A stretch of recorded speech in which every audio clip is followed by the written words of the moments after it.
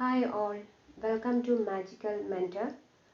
In this class, we are discussing about the construction of a DC machine. Okay, കഴിഞ്ഞ ക്ലാസ്സിൽ നമ്മൾ പറഞ്ഞു നിർത്തിയത് DC മെഷീനും അതിൻ്റെ ക്ലാസിഫിക്കേഷനും പിന്നെ അതിൻ്റെ കുറച്ച് ഇമ്പോർട്ടൻ്റ് ആയിട്ടുള്ള കുറച്ച് കാര്യങ്ങളും ആയിരുന്നു. അപ്പോൾ അതിൽ നമ്മൾ പറഞ്ഞിരുന്നു DC മെഷീൻസ് എന്ന് പറഞ്ഞാൽ അത് DC ജനറേറ്റർ ആയിക്കോട്ടെ DC മോട്ടോർ ആയിക്കോട്ടെ അതിൻ്റെ രണ്ടിൻ്റെയും കൺസ്ട്രക്ഷൻ എന്ന് പറയുന്നത് സെയിം ആണെന്ന് പറഞ്ഞു. സോ നമ്മൾ ഇന്നത്തെ ക്ലാസ്സിൽ ഡിസ്കസ് ചെയ്യാൻ പോകുന്നത് ഒരു DC മെഷീൻ്റെ കൺസ്ട്രക്ഷൻ ആണ്. അപ്പോൾ തുടങ്ങാം. So construction of A DC machine. ഒരു DC മെഷീൻ അല്ലെങ്കിൽ എല്ലാ DC മെഷീൻസ് അതായത് DC generator DC motor all DC machines have 5 principal component. 5 important ആയിട്ടുള്ള 5 മേജർ കമ്പോണൻറ്റ് ആണ് അല്ലെങ്കിൽ പ്രിൻസിപ്പൽ കമ്പോണൻറ്റ്സ് ആണ് ഒരു DC മെഷീന് ഉള്ളത്.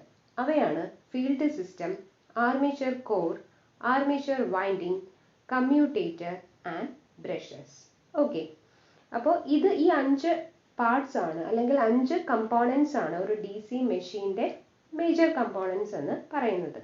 ഓക്കെ, ഇനി ഇവരെ നമുക്ക് രണ്ടായിട്ട് ക്ലാസിഫൈ ചെയ്യാം. ഒന്ന് സ്റ്റേറ്റർ എന്നും മറ്റൊന്ന് റോട്ടോർ എന്നും.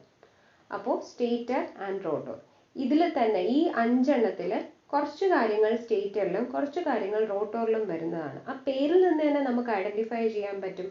Stator means the part which is stationary. ഏത് പാർട്ടാണോ സ്റ്റേഷനറി ആയിട്ടിരിക്കുന്നത് അതാണ് സ്റ്റേറ്റർ. റോട്ടോർ എന്ന് പറയുന്നത് മൂവിങ് പാർട്ട് അല്ലെങ്കിൽ റൊട്ടേറ്റിംഗ് പാർട്ടിനെയാണ് റോട്ടോർ എന്ന് പറയുന്നത്. ഈ 5 പ്രിൻസിപ്പൽ കമ്പോണൻസിനെയും നമുക്ക് ഈ സ്റ്റേറ്റർ ആൻഡ് റോട്ടോർ കാറ്റഗറിയിലേക്ക് കൊടുക്കാം. അതായത് സ്റ്റേഷനറി പാർട്ട് ഓൾവേസ് ഒരു DC മെഷീൻ്റെ അല്ലെങ്കിൽ ഒരു DC ജനറേറ്റർ ആയിക്കോട്ടെ മോട്ടോർ ആയിക്കോട്ടെ അതിൻ്റെ സ്റ്റേറ്റർ എന്ന് പറയുന്നത് ഒരു ഫീൽഡ് സിസ്റ്റം ആയിരിക്കും. ഈ 5 കമ്പോണൻസിൽ ഫീൽഡ് സിസ്റ്റം ആയിരിക്കും സ്റ്റേറ്റർ ആയിട്ട് ഇരിക്കുന്നത്. അതായത് സ്റ്റേഷനറി ഒരു മൂവിങ്ങും ഇല്ലാത്ത ഒരു പാർട്ട് എന്ന് പറയുന്നത് ഈ ഫീൽഡ് സിസ്റ്റം ആണ്. ഇനി റൊട്ടേറ്റിംഗ് പാർട്ട് അഥവാ മൂവിംഗ് പാർട്സ് എന്ന് പറയുന്നതാണ് ബാക്കിയെല്ലാം. Armature core, armature winding, commutator and brushes. Okay, ഇവരെല്ലാവരും ബ്രഷസിന്റെ കേസിൽ ഒരു എക്സെപ്ഷൻ ഉണ്ട് എന്ന് പറഞ്ഞാൽ അത് ആർമേച്ചറിന്റെ അതായത് റൊട്ടേറ്റിംഗ് പാർട്ടിൽ ആണ് വരുന്നത്. പക്ഷെ അവിടെ അത് ഫിക്സഡ് ആയിട്ട് ആണ് സ്റ്റേഷനറി ആയിട്ടാണ് ഇരിക്കുന്നത്. പക്ഷേ ആർമേച്ചറിന്റെ അതായത് റൊട്ടേറ്റിംഗ് പാർട്ടിൽ വരുന്ന സംഭവം ആയതുകൊണ്ട് വരുന്ന കമ്പോണന്റ് ആയതുകൊണ്ട് നമ്മൾ അതിനെ റോട്ടോർ കാറ്റഗറിയിൽ തന്നെയാണ് പറയുന്നത്.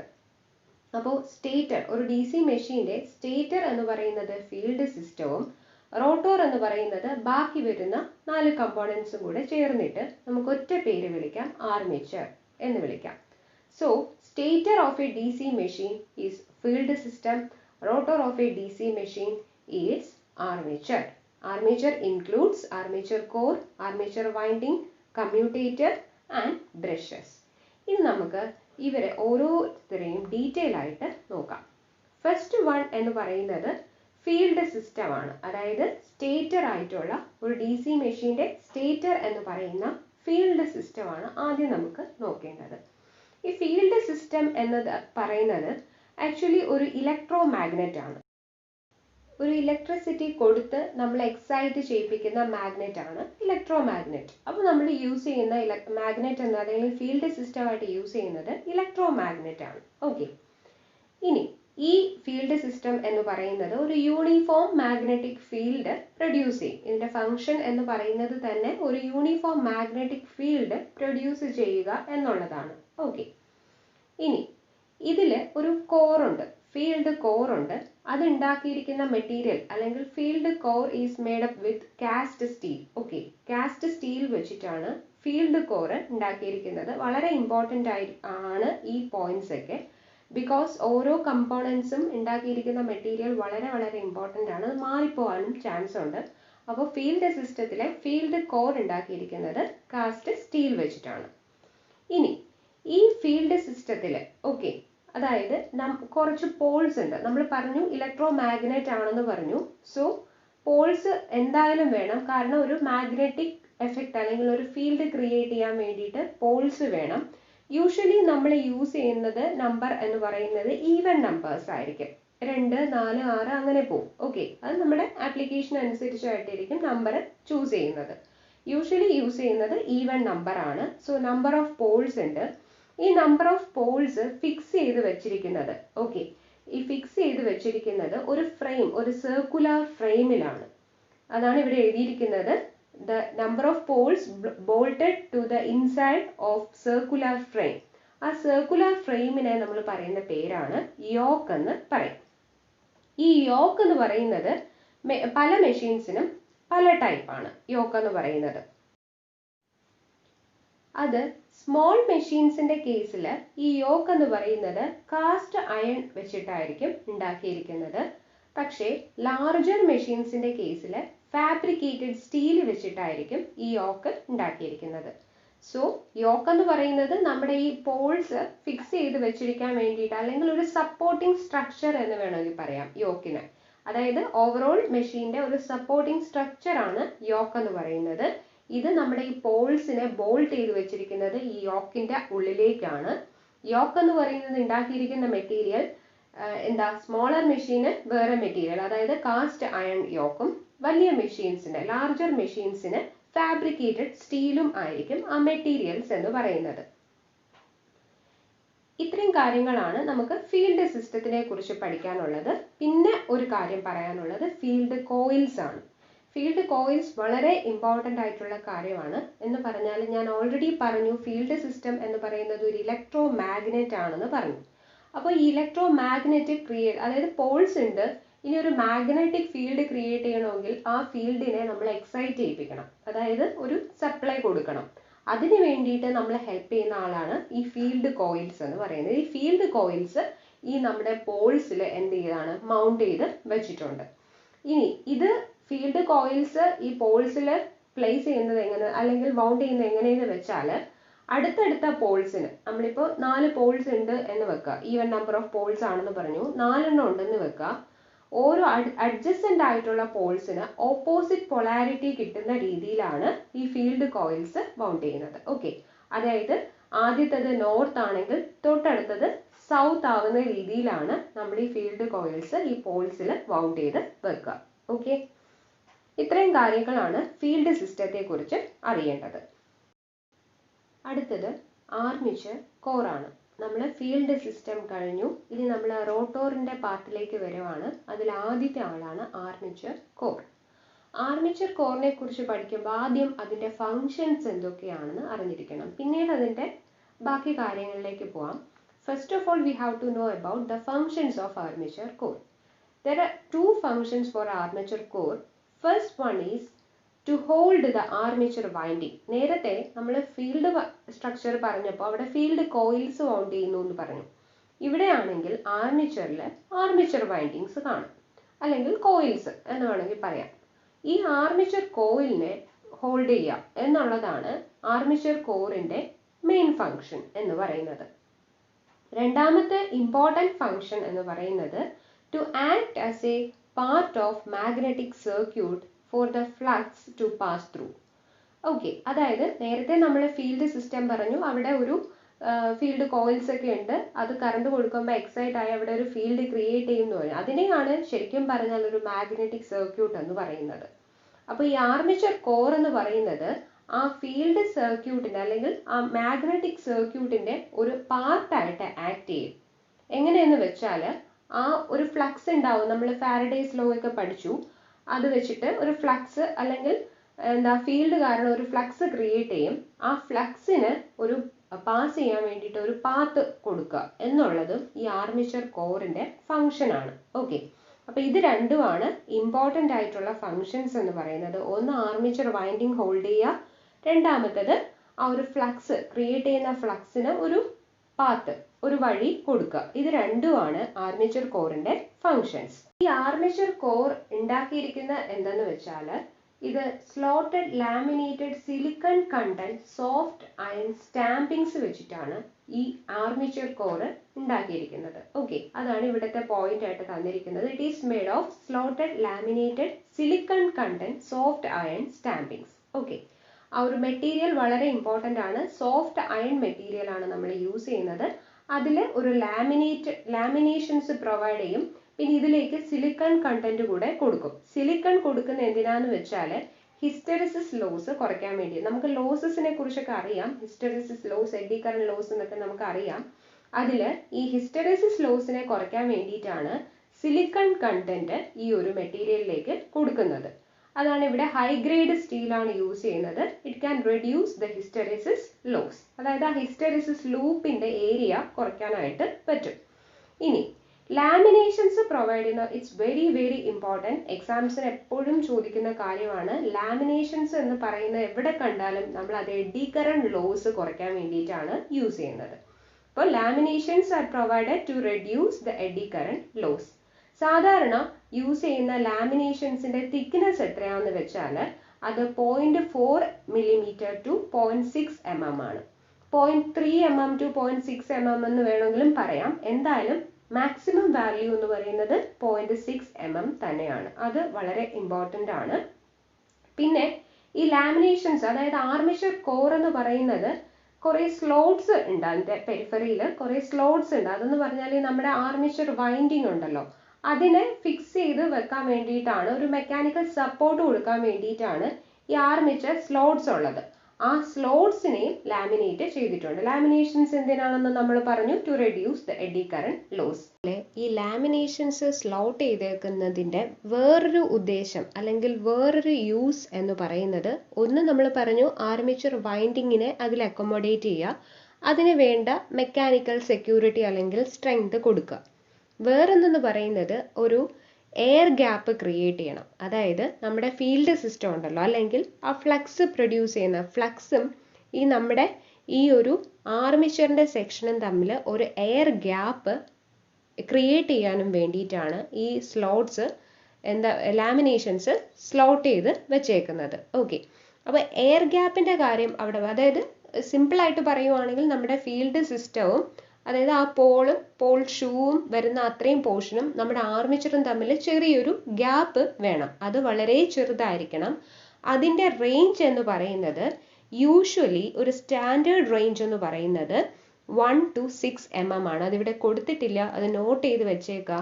1 mm to 6 mm ആണ് സാധാരണ യൂസ് ചെയ്യുന്ന എയർ ഗ്യാപ്പിന്റെ റേഞ്ച് എന്ന് പറയുന്നത്. In between 1 mm and 6 mm ആയിരിക്കണം. ഓക്കെ, ഇതിൽ ഈ 1 mm എന്ന് പറയുന്നത് ഏകദേശം ഒരു സ്മോൾ റേഞ്ച് മെഷീനാണ് നമ്മൾ യൂസ് ചെയ്യുന്നത്. അതായത് 1 kW റേഞ്ചിലുള്ള മെഷീൻസ് ഒക്കെ ആണെങ്കിൽ നമ്മൾ 1 mm യൂസ് ചെയ്യാം. കുറെ കൂടെ വലിയ മെഷീൻസ് ഒക്കെയാണ്, വലിയ കപ്പാസിറ്റി ഓഫ് മെഷീൻസ് ആണെങ്കിൽ അപ് ടു 6 mm വരെ പോവാം. എന്നാലും അതിൽ കൂടുതൽ വരാൻ പാടില്ല. അതിന് കുറേയേറെ ഡ്രോബാക്സ് ഉണ്ട്. അതൊക്കെ വരുന്ന ക്ലാസ്സിൽ നമുക്ക് ഡിസ്കസ് ചെയ്യാം. എന്നാലും ഈ ഒരു റേഞ്ച് നോട്ട് ചെയ്ത് വെക്കുക. അപ്പോൾ ഇത്രയാണ് ആർമേച്ചർ കോർ എന്ന് പറയുന്നത്. ആർമേച്ചർ കോറിന്റെ കാര്യങ്ങളൊക്കെ ഇത്രയേ ഉള്ളൂ. അതിന്റെ ഫങ്ഷൻസ് പഠിക്കുക, പിന്നെ അതിൽ യൂസ് ചെയ്യുന്ന മെറ്റീരിയൽസ് എന്തൊക്കെയാണ്, അതിൽ ലാമിനേഷൻസ് എന്തിനാണ് കൊടുക്കുന്നത്, ഇതെല്ലാം നോക്കുക. ഓക്കെ, അടുത്ത കമ്പോണന്റ് ആണ് ആർമേച്ചർ വൈൻഡിങ്. ഓക്കെ, ഇത് ഓൾറെഡി ഞാൻ പറഞ്ഞു, ആർമേച്ചർ കോർ പറഞ്ഞപ്പോൾ തന്നെ ഈ ടേം ഞാൻ യൂസ് ചെയ്തിട്ടുണ്ട്. എന്നിരുന്നാൽ കൂടി ഈ കമ്പോണന്റ് നമ്മൾ അറിഞ്ഞു വെക്കുക. ആർമേച്ചർ വൈൻഡിങ് എന്ന് പറയുന്നത് ഇവിടെ ലാപ്പ് വൈൻഡിങ്, വേവ് വൈൻഡിങ് എന്നൊക്കെ ക്ലാസിഫൈ ചെയ്ത് വെച്ചിട്ടുണ്ട്. ഇത് ക്ലാസിഫിക്കേഷൻ ആണ്. ഓക്കെ, ഇനി armature winding, lap winding, wave winding ഞാൻ അടുത്തൊരു ക്ലാസ്സിൽ ഡിസ്കസ് ചെയ്യാം. കുറച്ച് ഡീറ്റെയിൽ ആയിട്ട് പറയേണ്ട ആവശ്യമുണ്ട്. പക്ഷേ ഇവിടെ ആർമേച്ചർ വൈൻഡിങ്ങിനെ കുറിച്ച് അറിയേണ്ട കാര്യം എന്ന് പറയുന്നത്, ഞാൻ പറഞ്ഞു ആർമേച്ചർ കോർ എന്ന് പറയുന്നത് സ്ലോട്ടഡ് ആണെന്ന് പറഞ്ഞു. സ്ലോട്ട്സ് ഉണ്ട്, അത് ലാമിനേറ്റ് ചെയ്തിട്ടുണ്ട് എന്നൊക്കെ പറഞ്ഞു. അപ്പോൾ ഈ സ്ലോട്ട്സ് എന്തിനാന്ന് വെച്ചാൽ ആർമേച്ചർ വൈൻഡിങ്, അല്ലെങ്കിൽ നമുക്ക് പറയാം ഇൻസുലേറ്റഡ് കണ്ടക്ടേഴ്സ് എന്ന് പറയാം.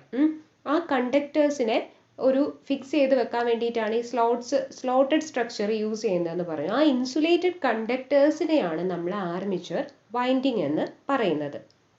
ഈ ആർമേച്ചർ വൈൻഡിങ്ങിലാണ് നമ്മുടെ Faraday's law of electro magnetic induction വഴി ഒരു റിലേറ്റീവ് മോഷൻ വരുമ്പോഴത്തേക്ക് EMF ഇൻഡ്യൂസ് ചെയ്യും എന്ന് പറഞ്ഞു അല്ലേ.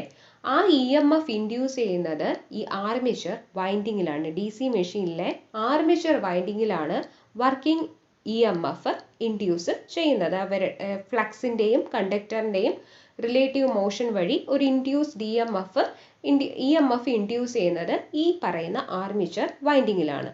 നമുക്ക് ഈ ആർമേച്ചർ കണ്ടക്ടേഴ്സിനെ പലതരത്തിൽ സീരീസ് ആയിട്ടും പാരലൽ ആയിട്ടും ഒക്കെ കണക്ട് ചെയ്യാം. അങ്ങനെ കണക്ട് ചെയ്യുന്നതിൻ്റെ രണ്ട് പേരുകളാണ് ലാപ്പ് വൈൻഡിങ്ങും വേവ് വൈൻഡിങ്ങും. ഇതിൻ്റെ കണക്ഷൻസും ഇതിൻ്റെ പ്രത്യേകതകൾ നമുക്ക് വേറൊരു ക്ലാസ്സിൽ ഡിസ്കസ് ചെയ്യാം. ഇപ്പം ഇത്രയും അറിഞ്ഞിരുന്നാൽ മതി ആർമേച്ചർ വൈൻഡിങ്ങിനെ കുറിച്ച്. അടുത്ത ഇമ്പോർട്ടൻറ്റ് കമ്പോണൻറ്റ് ആണ് കമ്മ്യൂട്ടേറ്റർ എന്ന് പറയുന്നത്. അപ്പോൾ കമ്മ്യൂട്ടേറ്ററിനെ കുറിച്ച് ഇത്രയും പോയിന്റ്സ് അറിഞ്ഞിരുന്നാൽ മതി. ഇത് അതായത് commutator made of copper segments ആണ്. കോപ്പർ സെഗ്മെന്റ്സ് വെച്ചിട്ടാണ് ഈ കമ്മ്യൂട്ടേറ്റർ ഉണ്ടാക്കിയിരിക്കുന്നത്. ഓരോ കമ്മ്യൂട്ടേറ്റർ സെഗ്മെന്റ്സും മൈക്ക ഷീറ്റ്സ് വെച്ചിട്ട് ഇൻസുലേറ്റ് ചെയ്തിട്ടുണ്ട്. ഈ ഇവിടെ ഉള്ള ഒരു point number of copper segments, എത്ര കോപ്പർ സെഗ്മെന്റ്സ് കമ്മ്യൂട്ടേറ്ററിൽ വേണം എന്നത് നമ്പർ ഓഫ് ആർമേച്ചർ കോയിൽസിനെയാണ് ഡിപ്പെൻഡ് ചെയ്തിരിക്കുന്നത് ഒരു മെഷീനിൽ, DC മെഷീനിൽ. ഓക്കെ, ഇനി ഇത് നമ്മുടെ ഷാഫ്റ്റിൽ, അതായത് ആർമേച്ചർ എന്ന് പറയുന്നത് ഒരു ഷാഫ്റ്റിൽ ആണ് ഇരിക്കുന്നത്. ആ ഷാഫ്റ്റിലാണ് മൗണ്ട് ചെയ്ത് വെച്ചേക്കുന്നത്. ഷാഫ്റ്റിൽ കണക്ട് ചെയ്ത് വെച്ചിരിക്കുന്ന ഒരു കമ്പോണന്റ് ആണ് കമ്മ്യൂട്ടേറ്റർ എന്ന് പറയുന്നത്. ഇനി ലാസ്റ്റ് പോയിന്റ് നോക്കുക. It acts as a rectifier in the case of generator and it acts as a inverter in motor. DC ജനറേറ്ററിൽ ഇതൊരു റെക്ടിഫയർ ആയിട്ട് ആക്ട് ചെയ്യുക. റെക്ടിഫയർ എന്ന് പറഞ്ഞാൽ എന്താണ്? AC യെ DC ആയിട്ട് കൺവേർട്ട് ചെയ്യുക. ഇൻവേർട്ടർ എന്ന് പറഞ്ഞാൽ DC to AC കൺവേർട്ട് ചെയ്യുക. അപ്പോൾ കമ്മ്യൂട്ടേറ്റർ യൂസ് ചെയ്യുന്നത് സെയിം സംഭവം ആണെങ്കിലും ഇതിൻ്റെ ഫങ്ഷൻ എന്ന് പറയുന്നത് ജനറേറ്ററിൽ റെക്ടിഫയർ ആയിട്ട് ആക്ട് ചെയ്യുക, മോട്ടോറിൽ ഇൻവേർട്ടർ ആയിട്ട് ആക്ട് ചെയ്യുക. അതായത് നമ്മൾ നേരത്തെ പറഞ്ഞു ആർമേച്ചർ വൈൻഡിങ്ങിൽ ഒരു EMF ഇൻഡ്യൂസ് ചെയ്യുമെന്ന് പറഞ്ഞു അല്ലേ? അത് ഒരു റൊട്ടേറ്റിംഗ് മെഷീനിൽ ആ ഇൻഡ്യൂസ് ചെയ്യുന്ന EMF ഒരു ഓൾട്ടർനേറ്റിംഗ് നേച്ചറുള്ള EMF ആയിരിക്കും. അപ്പം നമുക്ക് DC ജനറേറ്റർ ആണ്. സോ DC ആണ് നമ്മുടെ ഔട്ട്പുട്ട് ആയിട്ട് കിട്ടേണ്ടത്. സോ നമുക്ക് ആ ഉണ്ടാവുന്ന AC-നെ DC ആയിട്ട് കൺവേർട്ട് ചെയ്യണം. അതിന് നമ്മളെ ഹെൽപ്പ് ചെയ്യുന്ന ആളാണ് ഈ കമ്മ്യൂട്ടേറ്റർ. അതായത് ഗ്രൂപ്പ് ഓഫ് സ്പ്ലിറ്റ് റിങ്സ് വെച്ചിട്ട് കുറെ ഗ്രൂപ്പ് ഓഫ് സ്പ്ലിറ്റ് റിങ്സിനെയാണ് നമ്മൾ കമ്മ്യൂട്ടേറ്റർ എന്ന് സിംഗിൾ പേരിൽ പറയുന്നത്. ബ്രഷസ് എന്ന് പറയുമ്പോൾ അതിനെക്കുറിച്ച് അറിയേണ്ട ഫസ്റ്റ് പോയിന്റ് ആണ് ബ്രഷസ് മെയ്ഡ് ചെയ്യുന്നത് എന്ത് മെറ്റീരിയൽ വെച്ചിട്ടാണ്. അത് കാർബൺ ഓർ ഗ്രാഫൈറ്റ് എന്നാണ് നമ്മൾ പറയുന്നത്. പക്ഷേ ഓപ്ഷനിൽ ഗ്രാഫൈറ്റും കാർബണും ഉണ്ടെങ്കിൽ കൂടുതൽ പ്രിഫറൻസ് ഗ്രാഫൈറ്റിന് തന്നെ കൊടുക്കുക. അപ്പോൾ brushes are made of carbon or graphite. Okay, ഇനി ഇതിൻ്റെ ഫങ്ഷൻ എന്ന് പറയുന്നത് ജനറേറ്ററിലാണെങ്കിൽ കമ്മ്യൂട്ടേറ്ററിൽ നിന്ന് കറണ്ടിനെ എക്സ്റ്റേണൽ ലോഡിലേക്ക് കളക്ട് ചെയ്യാം. അതാണ് ജനറേറ്ററിൽ നമ്മുടെ ബ്രഷിൻ്റെ ഫങ്ഷൻ. മോട്ടോറിലാണെങ്കിൽ ഔട്ട്പുട്ടിൽ നിന്ന്, അതായത് സപ്ലൈയിൽ നിന്ന് അകത്തേക്ക് കമ്മ്യൂട്ടേറ്ററിലേക്ക്, അതായത് മെഷീനിലേക്ക് കറണ്ട് സപ്ലൈ ചെയ്യാം. എക്സ്റ്റേണൽ നിന്ന് സോഴ്സിൽ നിന്ന് എന്ത് ചെയ്യുക? കറണ്ടിനെ സപ്ലൈ അങ്ങോട്ടേക്ക് കൊടുക്കുക, മെഷീനിലേക്ക് കൊടുക്കുക. അതാണ് മോട്ടോറിലെ ബ്രഷസിൻ്റെ റോൾ എന്ന് പറയുന്നത്. ഇനി ഇതിൻ്റെ ഷേപ്പ് എന്ന് പറയുന്നത് റെക്റ്റാങ്കുലർ ബ്ലോക്ക് ഷേപ്പാണ് ബ്രഷസിൻ്റെ ഷേപ്പ് എന്ന് പറയുന്നത്. And last one very important, നമ്മുടെ ബ്രഷിൽ വോൾട്ടേജ് ഡ്രോപ്പ് വരും. അത് നമ്മൾ പിന്നീട് ഡിസ്കസ് ചെയ്യാൻ ഡീറ്റെയിൽ ആയിട്ട്. പക്ഷെ അത് നോക്കുക, 1 വോൾട്ടേജ് പെർ ബ്രഷ് എന്നുള്ള റേറ്റിലാണ് ബ്രഷിൽ വോൾട്ടേജ് ഡ്രോപ്പ് വരിക. അല്ലാണ്ട് ഇപ്പോൾ ക്വസ്റ്റ്യൻസ് എന്തെങ്കിലും ചോദിക്കുകയാണ്, സാധാരണ ബ്രഷിൽ വരുന്ന വോൾട്ടേജ് ഡ്രോപ്പ് എത്ര എന്ന് ചോദിച്ചാൽ 1 വോൾട്ടേജ് ഉണ്ടെങ്കിൽ അത് എഴുതുക, അല്ലെങ്കിൽ 2 വോൾട്ടേജ് ആണെങ്കിൽ 2 എഴുതുക. സാധാരണ റേറ്റ് എന്ന് പറയുന്നത് 1 വോൾട്ടേജ് പെർ ബ്രഷ് ആണ്. ഓക്കെ, സെറ്റ് ഓഫ് ബ്രഷസ് എന്ന് പറയുന്നത് ആർമേച്ചറിൽ വരുന്ന ഒരു സ്ട്രക്ചറാണ്. പക്ഷേ ഇത് ഒരു സ്റ്റേഷനറി പാർട്ടാണ്. അതവിടെ ഇങ്ങനെ ഓൾമോസ്റ്റ് സ്റ്റേഷനറി ആയിട്ടിരിക്കുന്ന ഒരു പാർട്ടാണ് ബ്രഷസ് എന്ന് പറയുന്നത്. ബട്ട് അത് ആർമേച്ചറിൻ്റെ ഒരു പാർട്ടായിട്ട് വരുന്നത് കൊണ്ട് തന്നെ നമ്മൾ റോട്ടോർ പറയുമ്പോഴാണ് ബ്രഷസ് പറയുന്നത്. പക്ഷേ ഇത് ഫ്രിക്ഷൻലെസ് ആയിട്ടുള്ള ഒരു കമ്പോണൻ്റ് ആണ്, അല്ലെങ്കിൽ പാർട്ടാണ്, മെഷീൻ്റെ പാർട്ടാണ് ബ്രഷസ് എന്ന് പറയുന്നത്. ഫ്രിക്ഷൻ ഇല്ലാത്ത ഒരു പാർട്ടാണ് brushes, because it is stationary അല്ലേ? അതുകൊണ്ട് ഫ്രിക്ഷൻലെസ് എന്ന് പറയാം. പിന്നെ ഇത് കമ്മ്യൂട്ടേഷന് ഹെൽപ്പ് ചെയ്യും ആണല്ലോ. ഈ ബ്രഷ് വഴിയാണ് നമ്മൾ ഔട്ടും ഇന്നും ടേക്ക് ചെയ്യുന്നത്. അപ്പോൾ ഇത് കമ്മ്യൂട്ടേഷന് വേണ്ടിയിട്ട് ഒരു ഹെൽപ്പ് ചെയ്യുന്ന ഒരു മെഷീൻ്റെ ഒരു കമ്പോണൻറ്റ് കൂടിയാണ് ബ്രഷസ് എന്ന് പറയുന്നത്. അപ്പോൾ ഇത്രയും കാര്യങ്ങൾ മാത്രമേ നമുക്ക് കൺസ്ട്രക്ഷൻ വൈസ് പറയാനുള്ളൂ. ഇത്രയും കാര്യങ്ങൾ അറിഞ്ഞിരുന്നാൽ മതി, കൂടുതൽ ഡെപ്തിൽ പോകണ്ട. അപ്പം അടുത്ത ക്ലാസ്സിൽ നമുക്ക് കുറച്ചുകൂടി ഡീറ്റെയിൽ ആയിട്ട് അടുത്ത DC ജനറേറ്റർ പഠിക്കാം. കൺസ്ട്രക്ഷൻ കഴിഞ്ഞു, ഇനി അടുത്ത DC ജനറേറ്ററിലേക്ക് നമുക്ക് സ്റ്റാർട്ട് ചെയ്യാം അടുത്ത ക്ലാസ്സിൽ. ഓക്കെ, അപ്പോൾ thank you so much. Video ഇഷ്ടപ്പെട്ടെങ്കിൽ ലൈക്ക് ചെയ്യുക, സബ്സ്ക്രൈബ് ചെയ്യുക. Okay, thank you so much.